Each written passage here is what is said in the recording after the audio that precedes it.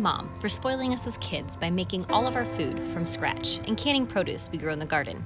I did not even realize you could buy canned or frozen vegetables at the grocery store until I was at least a teenager. So what is the difference between pressure canned cooking and hot water bath canning? A pressure cooker will reach temperatures of 240 degrees Fahrenheit and typically used for canning low acid foods such as vegetables, except for tomatoes. A hot water bath is a large stock pot full of water that will reach a temperature of 212 degrees Fahrenheit. It can safely be used for canning high-acid foods such as tomatoes, fruits, jams, and jellies. If foods are not canned using the correct method, you can risk contracting botulism, a serious foodborne illness that can cause death.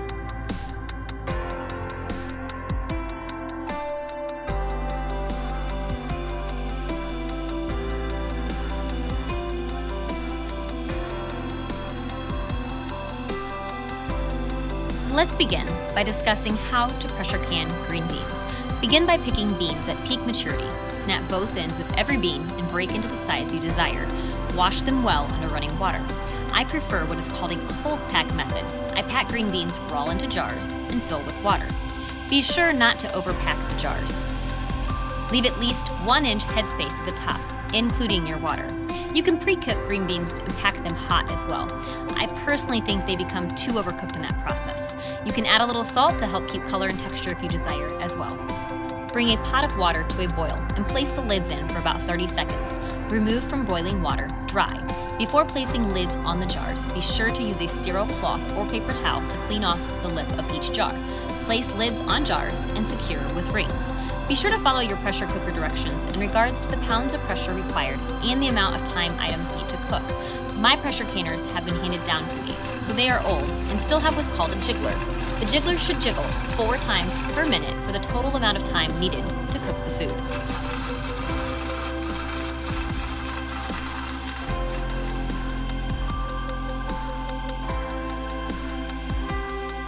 For potatoes, be sure to remove any bad spots and then cut them into desired cube size. Boil the potatoes according to your canner's directions, but usually for about 3 minutes. Drain the potatoes, pack in jars. Fill with fresh boiling water and add salt if desired to help preserve flavor and texture. Process in the pressure cooker according to directions. Homemade applesauce is a favorite activity for my kiddos. There are several methods to making and preserving applesauce. You can core, skin, and slice as shown here, or you can simply cut them into chunks. Either way, be sure to cook them in boiling water until soft.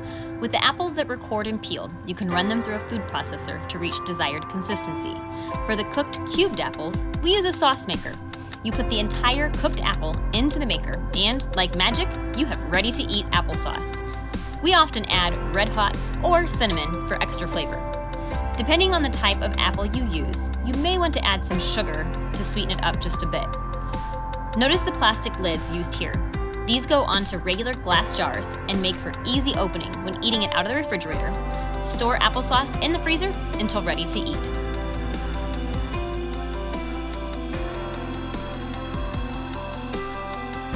I have fond memories as a child picking sweet corn to sell at a local grocery in town. A common question I get is, how do you know when it's ready to pick? Look for larger ears that have a slight drop in their appearance. If in doubt, feel the end of the ear to see if it has filled out or if it has kernels.